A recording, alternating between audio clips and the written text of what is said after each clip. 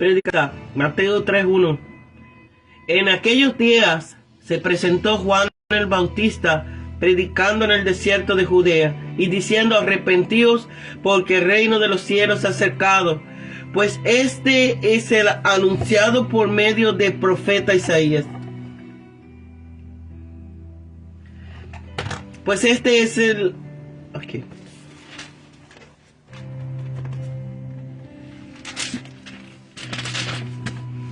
Voz que grita en el desierto: preparad el camino del Señor, enderezad su senda.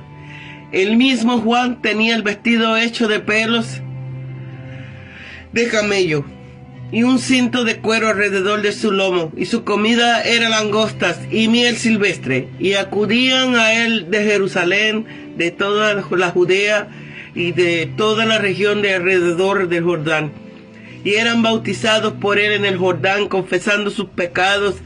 Al ver que muchos de los fariseos y de los saduceos venían a su bautismo, le decían: engendro de víboras, ¿quién os mostró cómo huir de la ira venidera?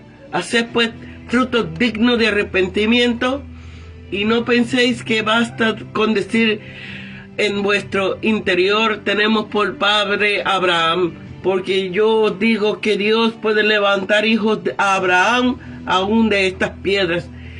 Y ya está puesta el hacha a la raíz de los árboles. Por todo árbol que no produce buen fruto es cortado y arrojado al fuego. Yo a la verdad os bautizo en agua para arrepentimiento de pecados. Pero el que vendrá detrás de mí, cuyo calzado yo no soy digno de llevar, es más poderoso que yo. Él os bautizará en Espíritu Santo y fuego. Su bieldo está en su mano y limpiará con esmero su era.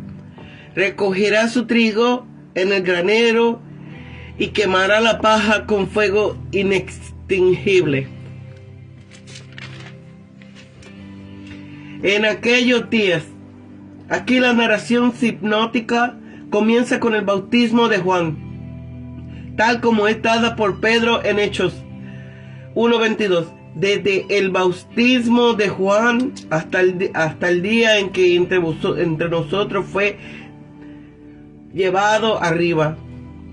El sumario de Pedro a Cornelio, muy semejante al bosquejo del Evangelio de Marcos. Mateo nos indica la fecha de la aparición de Juan, como así da Lucas en capítulo 3. El 15º del reinado de Tiberia. Fue unos 30 años después del nacimiento de Juan, aunque no sabemos cuánto tiempo después del retorno de José y María a Nazaret. Juan el Bautista. Juan significa don de Jehová y es una forma abreviada de Johanán. Es descrito como el Bautista o el Bautizador, porque este es el rito que le distingue. Desierto de Judea. No se trata de un desierto completamente deshabitado, sino de una parte del país no tan poblada como los demás, ya que había aquí 6 ciudades con sus aldeas correspondientes. Fue en estas ciudades y aldeas donde Juan anduvo predicando: arrepentíos. El término arrepentir significa sentir pesar de nuevo, impersonal. Juan no llamaba a la gente a que sintiera pesar, sino a pensar después sus actitudes mentales y conductas. La Vulgata dice hacer penitencia. La vieja siriaca lo tiene mejor: volveos. Reina 1569 dice: enmendaos. Esta es la gran palabra de Juan, y ha sido tristemente mal traducido. La tragedia de ello es que no tenemos ninguna palabra que reproduzca exactamente el sentido y el ambiente de término griego. En griego hay un término que significa sentir pesar, que es exactamente nuestra palabra arrepentirse, y que se emplea en Judas. Juan era un nuevo profeta con el llamamiento de los antiguos profetas: volveos. Isaías 55:7, Ezequiel 33:11. Reino de los cielos. Los apocalipsis judíos entonces existentes presentaban numerosas ideas escatológicas relacionadas con el reino de los cielos. No está claro cuál es la simpatía de Juan acerca de estas características escatológicas. En ocasiones se emplea un lenguaje vivido, pero no tiene que limitar el horizonte intelectual y teológico de Juan al de los rabinos de su época. Él fue un estudioso original del Antiguo Testamento en su ambiente del desierto, sin ningún necesario contacto con los esenios que moraban allí. Su voz era una voz nueva que instila terror en el corazón de los teólogos del templo y de la sinagoga. Enderezad tus sendas. En aquel tiempo y en la nación de Israel, todo estaba fuera de lugar. La gente en general estaba extremadamente orgullosa de sus privilegios, pero insensible al pecado, y aunque humillada por la providencia divina bajo el yugo extranjero, hecha una provincia romana, no era humilde. Entonces Juan es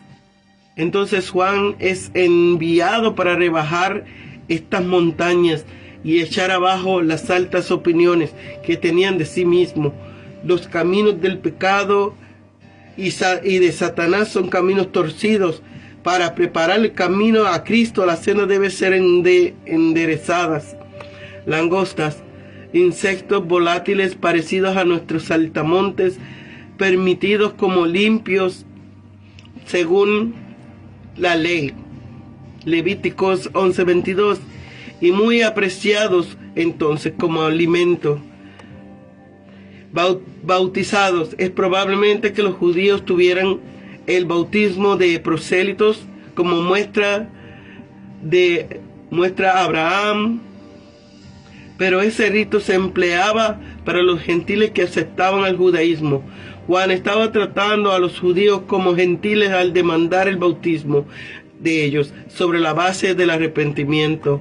Juan los purificó con agua en señal de que Dios los limpiaría de todas sus iniquidades, dando a entender con esto que por naturaleza y costumbre todos estaban contaminados y no podían ser recibidos en el pueblo de Dios a menos que fueran lavados de sus pecados en el manantial que Cristo iba a abrir. Engendro de víboras. Jesús empleará el mismo lenguaje para describir a los fariseos. Mateo 12:34, 23:33. Juan vería frecuentemente nidos de serpiente por las rocas, y cuando se desataba un fuego huirían deslizándose rápidamente hacia su madriguera para ponerse a salvo. Juan no injurió ni habló mal sino a los fariseos y saduceos, los cuales en aquel tiempo en el pueblo hebreo tenían la costumbre de la santidad por sus ceremonias con que vivían diferenciados de los otros hombres del pueblo. Ira venidera no era meramente por los gentiles como suponían los judíos, sino para todos aquellos que no tuvieran preparados para el reino de los cielos. Frutos dignos. Juan exige pruebas de estos hombres de su nueva vida antes de administrarle el bautismo. El fruto no es el cambio de corazón, sino los actos que provienen de ellos. por parte de Juan era un acto valeroso retar como indignos a aquellos mismos que se presentaban como luces y conductores del pueblo judío. Pues el hacha, cuán poco es el tiempo que les queda. Llevan la marca de la destrucción y solo pueden evitarle mediante un pronto y sincero arrepentimiento. Más poderoso que yo. Juan, a la verdad, era grande a los ojos de Dios. Sin embargo, se tiene a sí mismo por indigno del servicio más bajo que un esclavo podía prestar a su amo. Llevarle las sandalias. Nadie mejor que los santos pueden percatarse de la propia indignidad. Para los ministros fieles de Dios es un consuelo saber que Cristo es más poderoso que ellos, pues si se pueden manifestar las fuerzas del Señor a través de la debilidad de ellos. Espíritu Santo y fuego, con el poder purificador y limpiador del Espíritu Santo, pueden producir la pureza de corazón y los santos efectos que acompañan a la salvación. Cristo es quien bautiza con el Espíritu Santo. Esto hizo con los extraordinarios dones del Espíritu enviados a los apóstoles. Esto hace con la gracia y consolaciones del Espíritu, dados a quienes le piden. Su bieldo está en su mano. El templo tipo de la iglesia fue edificado sobre una era. En el suelo de esta era hay mezcla de trigo y paja. Los verdaderos creyentes son como el trigo, los falsos profesantes son como la paja. Ambos están ahora mezclados, buenos y malos, en una misma profesión de fe. Pero llegará el día en que Cristo limpiará con esmero su era y el trigo quedará separado de la paja. Recogerá el trigo del granero y quemará la paja del fuego inextinguible. El cielo es el granero en el que Cristo recogerá a los suyos sin que se le pierda un solo grano, y allí no habrá paja entre ellos. La paja será quemada en el fuego inextinguible, que es el fuego o lago de fuego que arde con azufre. Como todos los profetas, Juan vio el fruto a un solo plano. Si las perspectivas de los distintos niveles de cumplimiento a la manera con que se dibujan los cuadros en la antigüedad es superposición de planos, así entendió la profecía de Isaías 61 en un solo plano, sin distinguir la proclamación de un año de la buena voluntad de Jehová, el día de la venganza de Dios, de nuestro Dios, con el intervalo de miles de años entre los dos eventos, la primera venida del Señor en estado de humillación y la segunda venida con poder. De ahí la especie de concepción que Juan sufrió ya en la cárcel cuando vio que Jesús se mostraba compasivo con los pecadores, pero no aplicaba el hacha ni esgrimía el bieldo.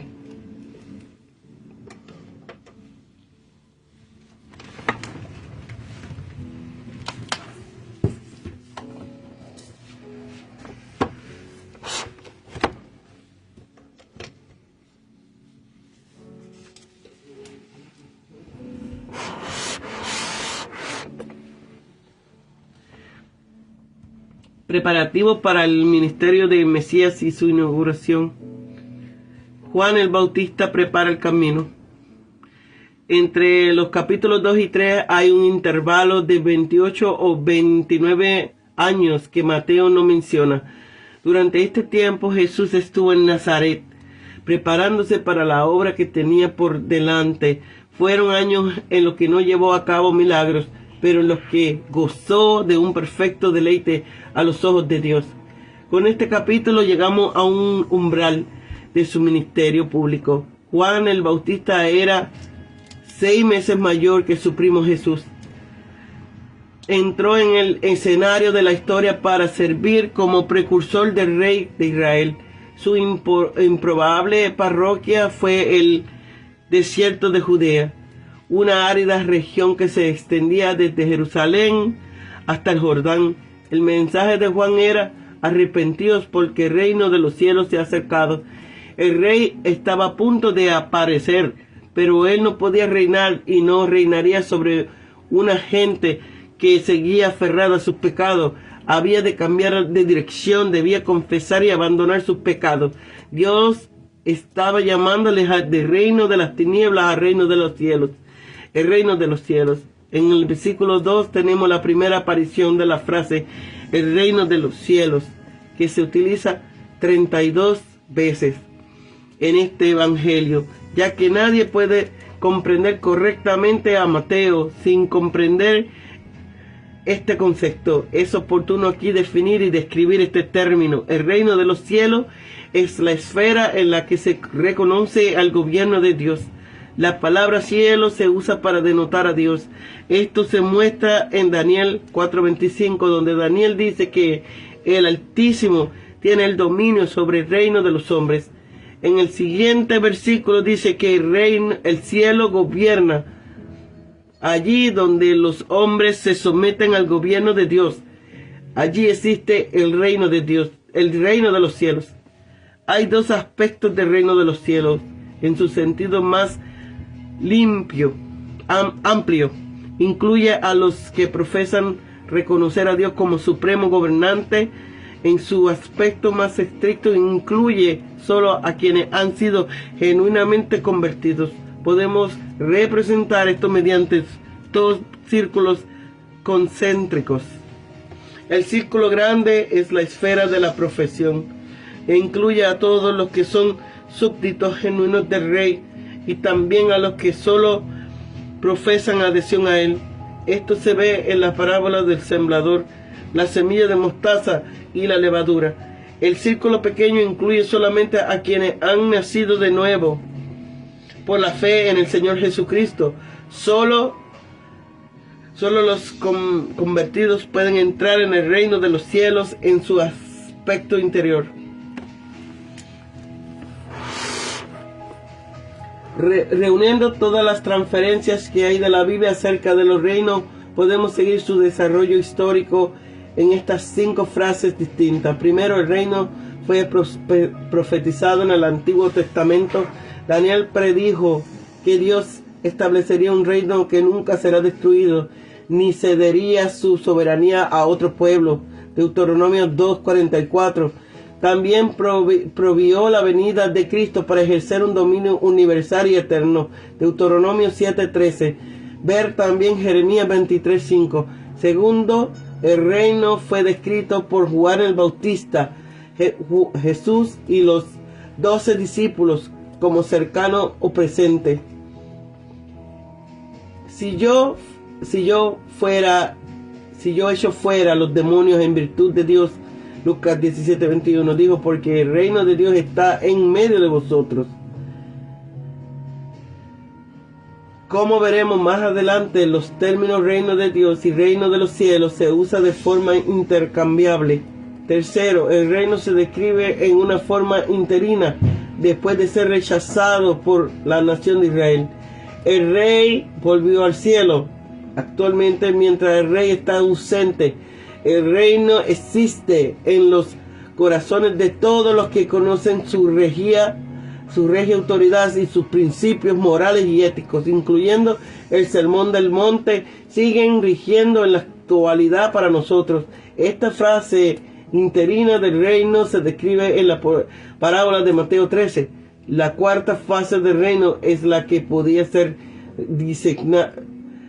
designada como su manifestación.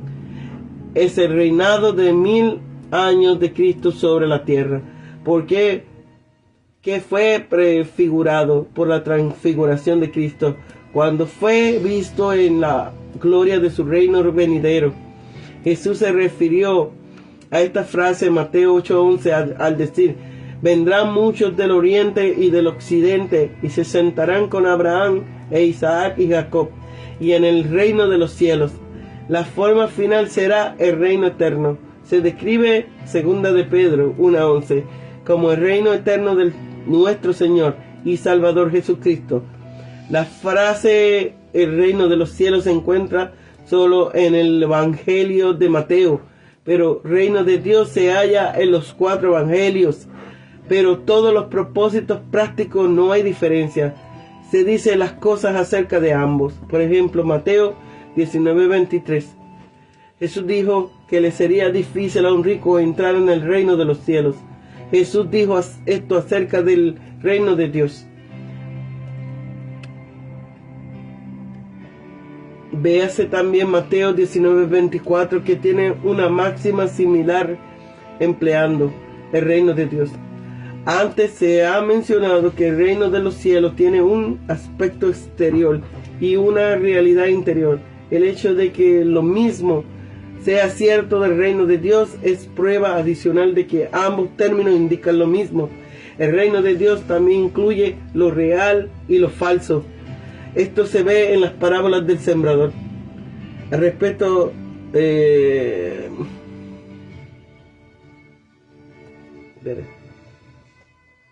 aquí, de la semilla de mostaza y de levadura. Respecto a su realidad verdadera e interior, en el reino de Dios solo pueden entrar los que nacen de nuevo. La última cuestión a considerarse que el reino no es lo mismo que la iglesia. El reino empezó cuando Cristo emprendió su ministerio público. La iglesia comenzó el día de Pentecostés. El reino continuará en la tierra hasta que la tierra sea destruida.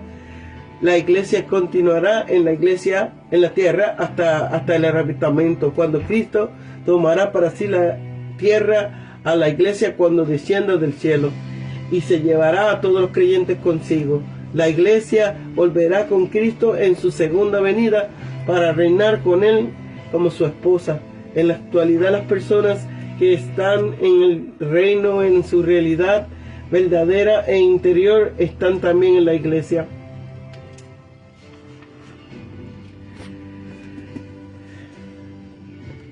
Volviendo a la exposición de Mateo 3, observamos que el ministerio preparatorio de Juan había sido profetizado por Isaías a lo largo de 700 años antes de su tiempo. Voz que clama en el desierto, preparad el camino a Jehová, enderezad calzada en la soledad a vuestro Dios. Juan era la voz. La nación de Israel, hablando espiritualmente, era el desierto seco y estéril. Juan llamó al pueblo a preparar el camino del Señor, arrepintiéndose de sus pecados, dejándolos y enderezando sus sendas, eliminando de sus vidas todo aquello que pudiera estorbar su total autoridad. El atavío del Bautista estaba hecho de pelos de camello, pero no de suave y lujoso tejido de pelos de camello de nuestros tiempos, sino del burdo paño de un eremita. También llevaba un cinto de cuero. Era el mismo atavío que llevaba Elías, y tal vez servía para llamar la atención a las similitudes entre la misión de Juan y la de Elías.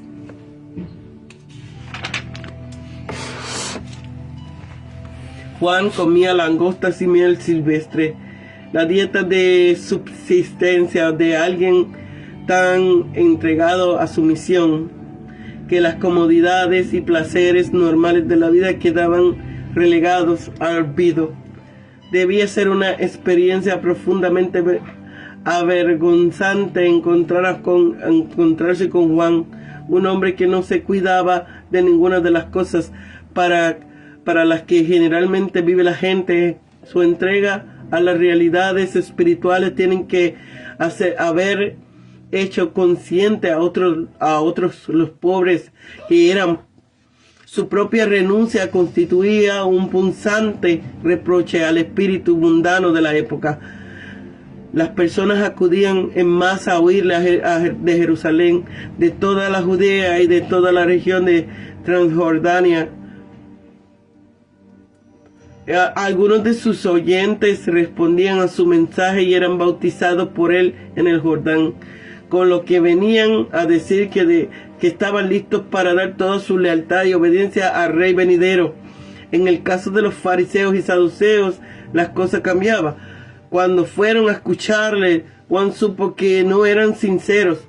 Reconoció su verdadera naturaleza. Los fariseos profesaban gran devoción y la ley, pero interiormente eran corruptos, sectarios, hipócritas y pretendían una justicia que no tenían.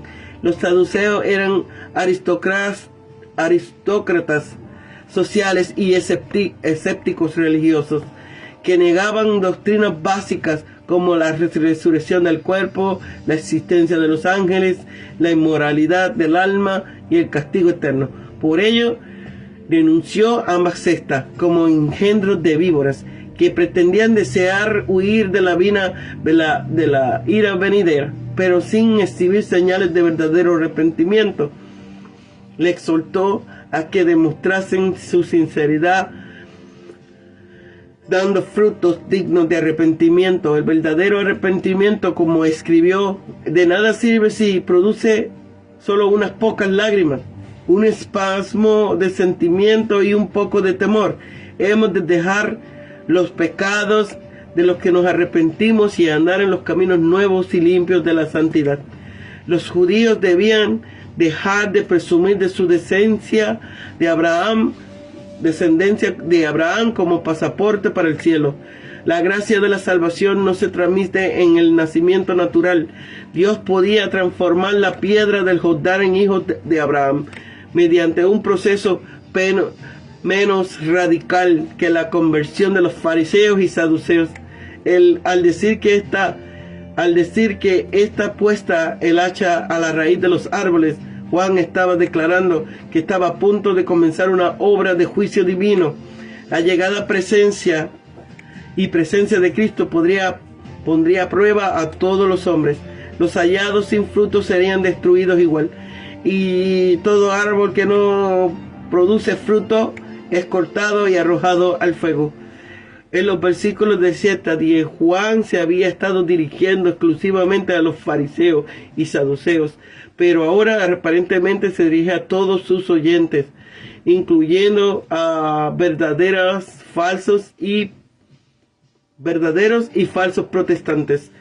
Les explicó que había una significativa diferencia entre su ministerio y el del Mesías, que estaba a punto de llegar. Juan bautizaba en agua para arrepentimiento. El agua era ceremonial y no tenía poder para limpiar. El arrepentimiento, aunque fuese real, no llevaba a la persona a una plena salvación. Juan contemplaba este ministerio como preparatorio y parcial. El Mesías eclipsaría totalmente a Juan. Él iba a ser más poderoso, más digno, su obra alcanzaría más allá, pero él os bautizaría en Espíritu Santo y fuego. El bautismo en Espíritu Santo es distinto del bautismo con fuego. Lo primero es un bautismo de bendición. Lo segundo, juicio. El primero tuvo lugar en Pentecostés, el segundo es aún futuro. El primero lo disfrutan los verdaderos creyentes en Cristo, en el Señor Jesús. El segundo será la parte de todos los incrédulos. El primero sería para aquellos israelitas cuyo bautismo era una señal externa de un arrepentimiento. Aquellos que no diesen evidencias de un verdadero arrepentimiento. Algunos enseñan que el bautismo con el Espíritu Santo y el bautismo con fuego son el mismo acontecimiento. Esto es, no podría referir el bautismo con fuego a las lenguas de fuego que aparecían cuando fueron derramadas el Espíritu en Pentecostés, a la luz del versículo 12, cuando fue que identifica el fuego con juicio. Probablemente no es así. Inmediatamente después de su referencia al bautismo de fuego, Juan habla de juicio. Se describe el Señor como utilizando un bieldo para echar el grano trillado al viento. El trigo, los verdaderos creyentes, caerán directamente al suelo y es guardado en el granero. En cambio, la paja a los incrédulos es arrastrado a una corta distancia por el viento, es recogida y quemada con fuego inextinguible. El fuego, significado de juicio. Y como este versículo es una aplicación del versículo 11 a la conclusión de que bautismo con el fuego el bautismo con fuego es un bautismo de juicio.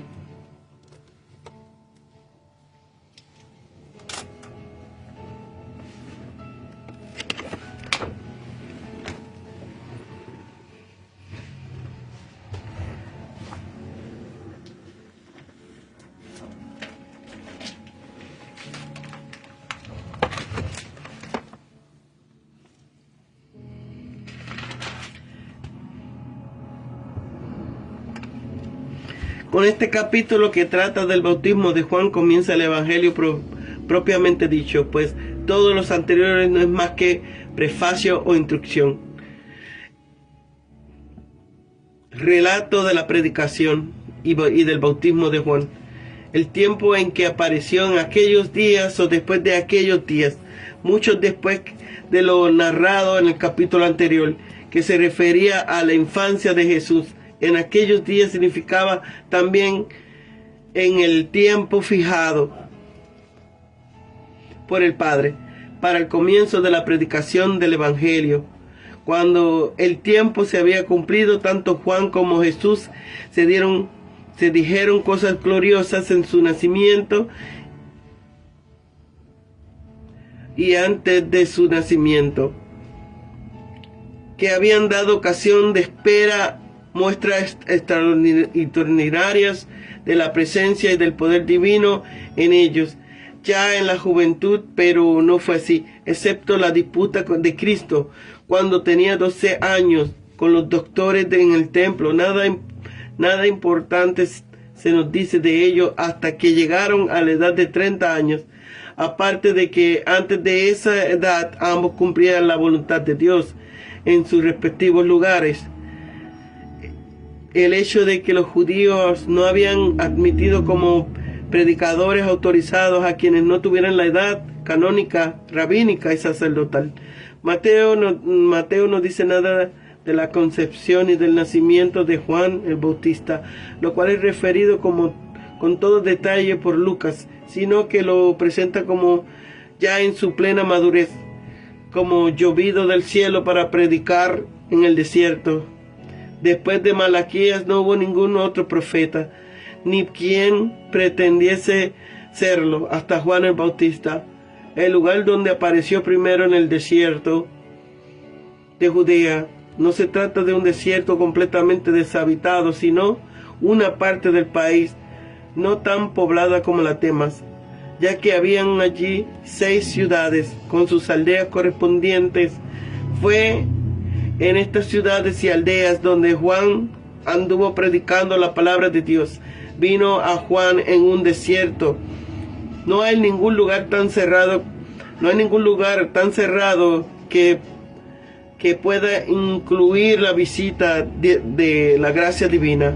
Fue en este desierto de Judá donde David escribió el Salmo 63, que tanto habla de la dicha comunión que tuvo con Dios.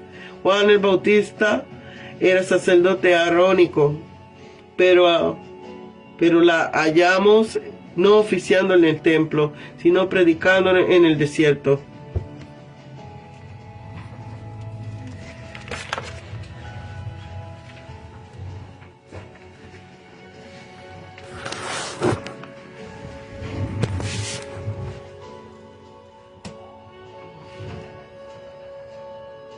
En cambio, Cristo no era descendiente de Aarón, se presenta con frecuencia en el templo y sentado allí con quien tiene autoridad.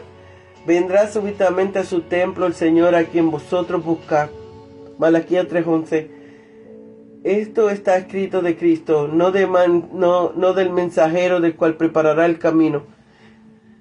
Esto está escrito de el comienzo del Evangelio en un desierto lleva ánimos a los desiertos del mundo gentil. Se alegrarán del desierto y el sequedal. Su predicación, esta fue la ocupación de Juan, puesto que el reino de Cristo ha de establecer mediante la locura de la predicación. La doctrina que predijo fue la del arrepentimiento. Arrepentíos La predicó no en Jerusalén, sino en el desierto de Judea, entre la gente sencilla del pueblo, porque incluso quienes se creen a salvos de las tentaciones y alejados de las vanidades y de los vicios de las grandes ciudades, no se pueden lavar las manos en inocencia, sino que han de hacerlo en arrepentimiento. El cometido de Juan era llamar a los hombres a que se arrepintiesen de sus pecados. La palabra griega para arrepentir significa cambiar de mentalidad. Así pues, Juan venía para a decirles: cambia de mentalidad. Pensáis erróneamente, pensad de nuevo, pensad correctamente. El cambio de mentalidad provoca un cambio de conducta. Los que tienen sincero pensar por lo malo que han hecho, tendrán cuidado de no volver a hacerlo. Este arrepentimiento es un deber necesario y general, en obediencia al mandamiento de Dios. También es una preparación necesaria para disfrutar de los consuelos del Evangelio de Cristo. Hay que buscar la herida para que pueda ser sanada. El argumento que usaba para incluir el arrepentimiento era: porque el reino de los cielos se ha acercado. Es un reino de que Cristo es el soberano. Es reino de los cielos, no de este mundo. Juan lo predicó como que estaba cerca, al alcance de la mano. En él va entrando cuando se arrepienten y creen en el Evangelio. Esto es un gran incentivo para arrepentirse. No hay nada tan eficaz como la consideración de la gracia divina para quebrantar los corazones por el pecado y para apartarse del pecado. La bondad es conquistadora. Una bondad de la que se ha abusado es capaz de humillar nuestra cabeza y derretirnos el corazón y pensar: qué malvado he sido para pecar contra tal gracia, contra la ley y el amor del tal reino. La proclamación del perdón descubre y detiene al malhechor, que antes huía y se escondía. Así somos atraídos a Jesús con cuerdas de amor. Y sublime comentario de se cumplió en él la profecía. De él se habla al principio de aquella parte de la profecía de Isaías, que más tiene que ver con el tiempo del Evangelio y con la gracia del Evangelio. Se habla aquí, Juan, como de la voz de uno que grita en el desierto. Juan mismo dijo de sí: yo soy la luz de uno que clama en el desierto. Dios es el que habla y da a conocer su pensamiento por medio de Juan, como un hombre que lo hace por medio de su voz. Es voz de uno que grita para despertar y alertar del peligro del remedio. Cristo es llamado al verbo vivo, distinto, articulado y con mensaje instructivo y salvador. Juan, la voz en grito, despierta la atención de los hombres. Cristo es el verbo, le instruye como alguien cuyo cometido es preparar el camino del Señor y enderezar sus sendas. Así lo mismo los hombres de su generación. En aquel tiempo y en la nación de Israel, todos estaban fuera de lugar. La gente en general estaban extremadamente orgullosa de sus privilegios, pero insensibles al pecado, y aunque humillada por la providencia divina, bajo el yugo extranjero, hecha una provincia romana, no eran humildes. Entonces Juan es enviado para rebajar esas montañas y echar abajo la alta opinión.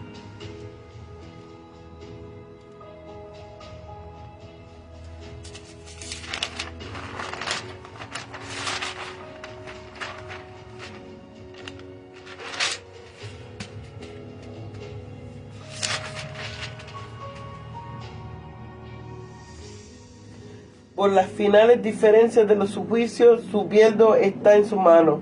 Ahora se presenta como refinador. Su era en su iglesia, el templo, tipo de la iglesia, fue edificado sobre una era. En el suelo de esta era hay mezcla de trigo y paja. Los verdaderos creyentes son como trigo, los falsos profesantes como paja. Ambos están mezclados, buenos y malos, en la misma profesión de fe.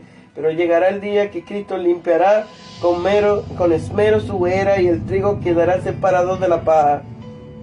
El cielo es el granero en el que Cristo recogerá a los suyos sin que se le pierda ni un solo grano, y allí no habrá paja entre ellos.